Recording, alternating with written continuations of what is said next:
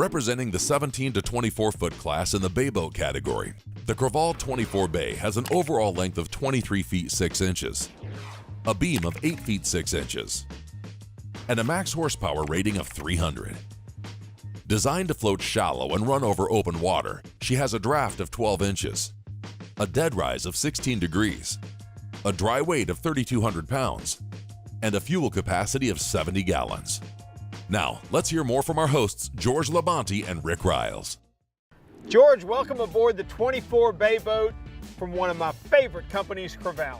Certainly one of our most popular boats on last year's show with their 26. This 24 Bay is a boat that's been around for 5 years since the company started, and it remains a popular boat today, and for a good reason. I say we get to it, start looking at it, and find out what it is.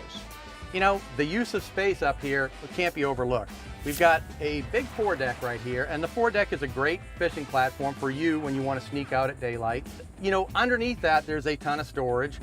10 rods below deck up here, okay?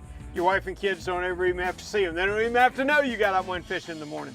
So many boats now, thankfully, are going to the step up onto the casting platform. Which you love. So necessary for us old guys. You know, it doesn't stop there, Rick. There's 3 different storage boxes here also. You've got one in the center deck up here, another one there deep, and another one right here. And they're both built, I mean, they're tall enough to put buckets into for cast nets.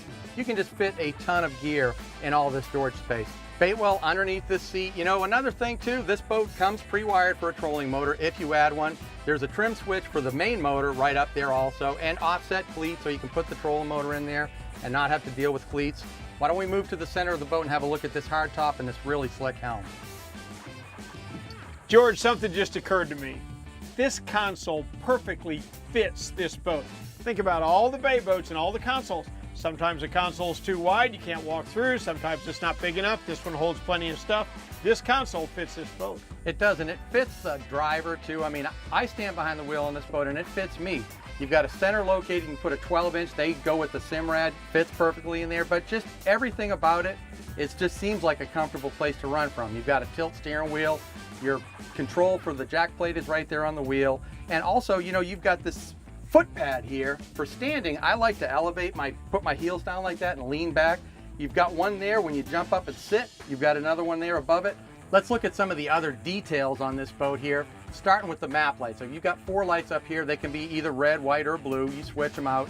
And the casting platform lights here, they're dimmable too. They start out on low. They come in white or blue.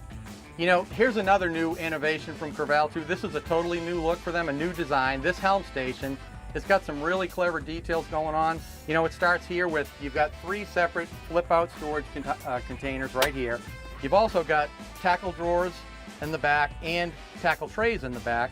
You've got a cutting board, a sink here, removable cutting boards there, of course rod holders. This boat, the fishing stuff on this boat, a couple of things that really jump out at me are back here. Let's have a look.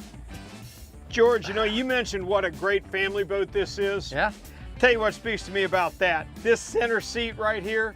You know, something interesting that Chad pointed out to me too that I never really thought about too is having the center seat as opposed to the outboard flip-up seats get you behind the wind, out of the spray. If you're out there running and things are getting wet, you're back there behind it, everything's going past you, and it's a wide seat, wide enough for a couple people to sit on. Let's push this thing down though and turn this into a casting platform. Well, now you're wide open to fish. Now you can put 2 anglers back here. Now all that cruising the sandbar stuff's gone away. It's ready to do some serious fishing. You've got 2 28-gallon live wells, one in each corner. We're both standing over one. You've got this integrated transom kind of bracket going on. Something very clever I really got a kick out of.